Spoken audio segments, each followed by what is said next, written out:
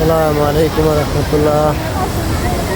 প্রিয় দর্শক, দেখুন হেরামের সামনে দিয়ে যাচ্ছিলাম। আমার ভাই আসছে উমরাতে, এখানে দেখা করতে গিয়েছিলাম একটু। ভাইয়ের সাথে হেরামের সামনে দিয়ে যাচ্ছিলাম। এটা হচ্ছে হেরামের একটু সামনে যে দৃশ্যটা।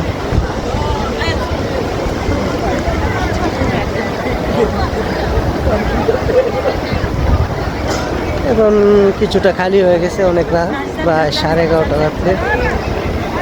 মানুষজন চুপচাপ কিছু কিছু বসে আছে, আর সবাই চলে গেছে। খুবই সুন্দর পরিবেশ,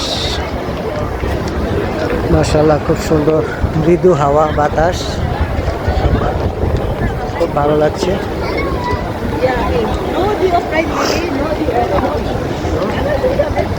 এখন আমি থাকি হেরামের ওই পাশে, আর আমার ভাই আসছে হেরামের অপরজিট পাশে। তো ওনার সাথে দেখা করার জন্য একটু আসলাম, ডিউটি শেষ করে আসলাম।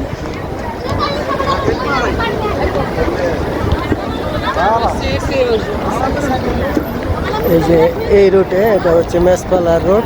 আমার ভাই আসছে মেসপালার দিকে,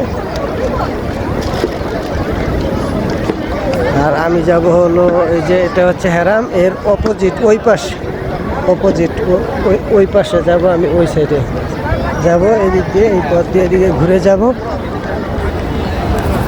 তো আপনাদের একটু দেখানোর চেষ্টা করতেছি পরিবেশটা।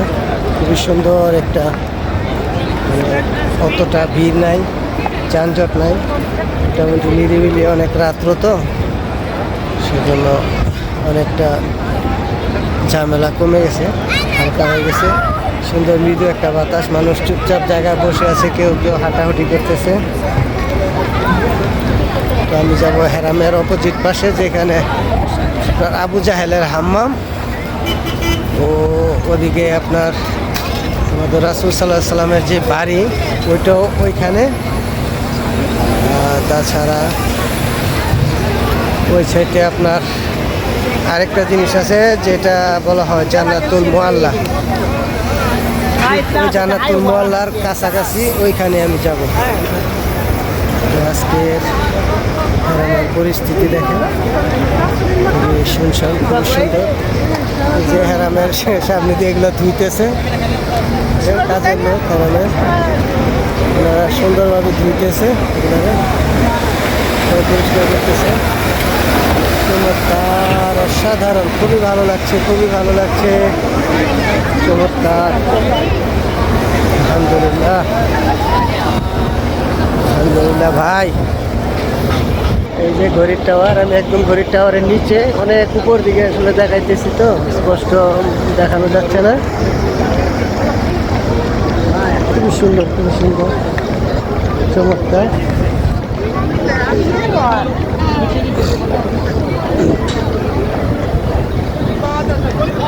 ভাই আলহামদুলিল্লাহ ভাই, একদম মক্কা হেরামের কাছাকাছি থাকি। আপনাদের রহমত, আল্লাহর রহমত, আপনাদের দোয়া,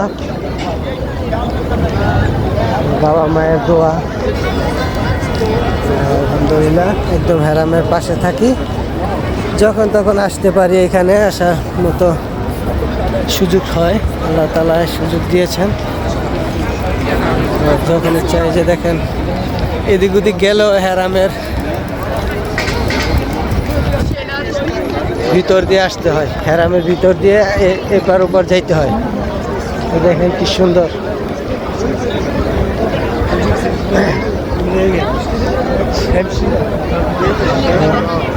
সবাই দোয়া করবেন, সবাই সুস্থ থাকেন, ভালো থাকেন, আর এইখানে যেন সবাই আসতে পারেন।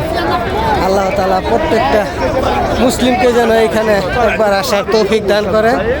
সবাই যেন একবার এখানে আসতে পারেন, এই কাবা ঘরে। আল্লাহ তাআলা যেন এই নসিব প্রত্যেককে দান করেন, দোয়া করি। সবার জন্য অনেক অনেক দোয়া রইল।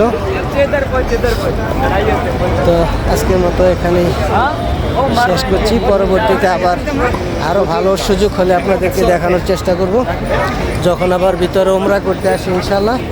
ভিতরে তোয়াবের যে হেরামের কাবা ঘর বা আশপাশের সব কিছু দেখানোর চেষ্টা করবো ইনশাআল্লাহ।